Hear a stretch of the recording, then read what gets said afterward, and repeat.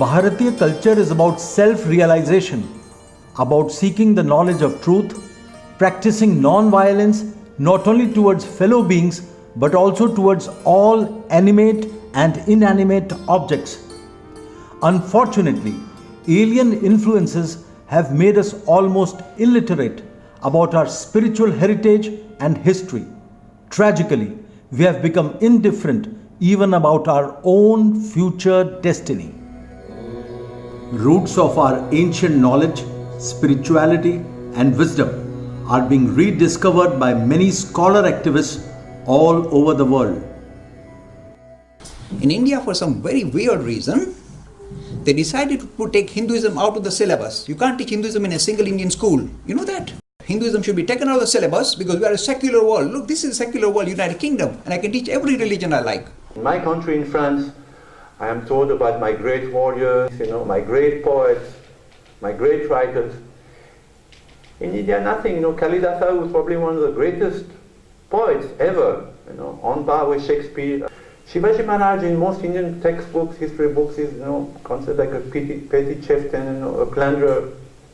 I mean, the guy was born when the Mughal Empire was at its height, when Aurangzeb was the most powerful emperor in the world, and with a few hundred men, with courage, devotion to Mother India, wit, extraordinary courage, but it is taught in this university. Some of these institutions like JNU, they are promoting failed, limited, worn out philosophical systems like Marxism. Marx was a materialist. He had no understanding of karma, rebirth, no sense of any higher consciousness, no idea of self-realization, no understanding of reality beyond economics and the physical body. So it's always very strange for me to see the Indians falling or following after superficial Western minds when they have such deep traditions of their own. Shouldn't we also be, focusing more on children? Like the indoctrination which has happened from the West over the years started with the child, when he was still young. Yes. So how do we plan to go about it? Yeah, we were raised on this Baba, black sheep and this kind of stuff, which doesn't make any sense. Just completely alienated. And we have amazing stories, we have amazing chants, and I think that in the unconscious mind, Sanskrit, its vibrations will, if you put them, even when the child is in the womb, you put those, and when the child is young and the child is growing up and the stories you tell, it has an effect on that child later in life. It's very important that Indianness comes again in education. From the kindergarten, if you teach small children and the art of living as techniques for children and adolescents, teach them a little bit of meditation in a playful manner, a little bit of pranayama. Ideological conspiracies by Western scholars shaped divisions within the Bharatiya society. They succeeded because Bharatiya people remained ignorant about their own language, scriptures, and history. There's a manipulation of history of people, telling them that, you are separate from the rest of the Indians. They've exploited your ancestors. Whether it's the so-called Dravidians being told that these so-called Aryans have done it to you, or whether it's the Dalits being told, or whether it's the people in the northeast being told, or people in Kashmir. So this idea, the ideological separation happens first. And this is the work of scholars. They start the mischief by looking at a separatist idea of the language, of the religion, of the culture, of the history, ethnicity and all of that. And then they start making a particular group feel like they are victims of the rest of India. Many prestigious institutions all over the world, including NASA, are undergoing a Sanskrit revolution. But unfortunately, Bharat has a severe shortage of Sanskrit scholars. Many gurukuls are on the verge of closure because of paucity of funds. The significance of learning Sanskrit is recognized all over the world. Forbes magazine ने जुलाई 1987 में संस्कृत को computer software के लिए सबसे बेहतर भाषा माना था। अमेरिकी अंतरिक्ष एजेंसी नासा के मुताबिक संस्कृत धरती पर बोली जाने वाली सबसे स्पष्ट भाषा है, जिसकी वजह से संस्कृत कंप्यूटर प्रोग्रामिंग के लिए सबसे कारगर है। नासा के पास संस्कृत के ताड़पत्रों पर लिखी 60,000 पांडुलिपियां हैं, जिन पर नासा रिसर्च कर रहा है।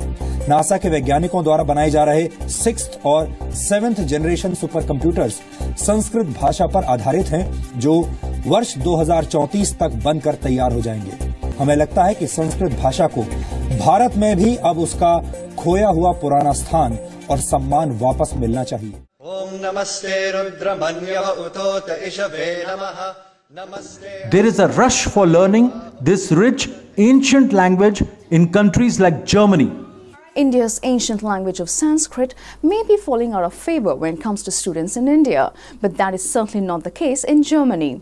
As Sanskrit fever grips Germany, 14 top universities there are offering courses in Sanskrit and classical and modern Indology. So high is the demand for the courses that the South Asia Institute at University of Heidelberg had to start running a summer school in Switzerland, Italy and even India to be able to cope with the demand for the courses. It is feared that they would continue to interpret our ancient Sanskrit texts in accordance with their ideological agenda, whims and fancies. This could eventually cause huge turmoil between various sections of Indian society. और supreme court के न्यायाधीश A.R. Dave ने एक seminar में आज कहा कि अगर वो तानाशाह होते तो बच्चों को पहली क्लास से महाभारत और भगवद गीता पढ़ाते। Somebody who is very secular, so-called secular, you would say that I am talking about Hinduism. As a matter of, had I been a dictator of India, I would have inculcated Gita and Mahabharata in class 1. That is the way in which you learn. न्यायमूर्ति दवे ने कहा कि गुरु शिष्य परंपरा जैसी हमारी प्राचीन प्रथा खत्म हो चुकी है। यदि वो रहती तो देश में हिंसा और आतंकवाद जैसी समस्या नहीं रहती। Why can't Bharat produce original research work on Sanskrit texts in its gurukuls? The reason is huge shortage of Vedic scholars and gurukuls in India. But unfortunately, in many Indian states, Sanskrit schools and gurukuls are on the verge of closing down. Unless we rediscover our ancient roots of wisdom in our rich Shastras through the medium of Sanskrit, the revival of Bharatiya Sanskriti would remain a pipe dream. Many cases have to be fought in courts relating to autonomy of our temples that have been taken over by the Indian state. Similarly, courts have to be approached for getting justice on issues in the fields of education, illegal immigration, RTE, conversion, heritage. Our temples do not belong to us. I am not being rhetorical here. This is a statement of fact. Hindu temples have been usurped by the very institution that is duty bound to protect the freedom of religion, the Indian state. In states like Tamil Nadu, for every 100 rupees that you donate to a temple under state control, which is almost every temple, 18 rupees land in the coffers of the government. We need to revive the institution of gurukuls, support Vedic scholars, revitalize original research in Sanskrit language, and approach courts for justice on various issues related to Bharatiya culture. We need to stop conversion of vulnerable sections of our society living in slums by providing them education, awareness, and by empowering them economically and socially. Business leaders should stand firm to defend Dharma. As long as Dharma exists in India, the world would respect us. But once Dharma is gone, no force on earth can stop the country from crumbling. The Bharatiya business community, especially the Marwaris, have been at the forefront of contributing a large part of their wealth towards serving Dharma and culture. After the Haldi Ghati war, when Maharana Pratap had no resources at all, Bhama Shah presented his wealth consisting of 20,000 gold coins and 25 lakh rupees to the Maharana. Then Pratap could organize an army for fighting the Mughals. Rajasthan के इतिहास लेखक colonel Tod के अनुसार महाराणा प्रताप को युद्ध करते हुए तमाम कठिनाइयों का सामना करना पड़ा था।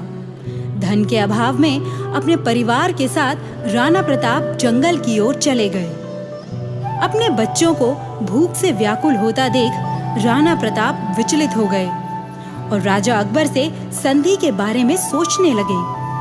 उसी समय भामाशाह ने राणा प्रताप को इतनी बड़ी धनराशि भेंट की जिससे 25,000 सैनिकों का पूरे 12 वर्ष तक निर्वाह हो सकता था। हमारे प्राण और हमारी सारी संपत्ति अपने मेवाड़ का कर्ज है और आज मैं अपने भगवान के चरणों में चढ़ावा चढ़ा रहा हूं। मेवाड़ उद्धारक भामाशाह, तने घणी खम्मा।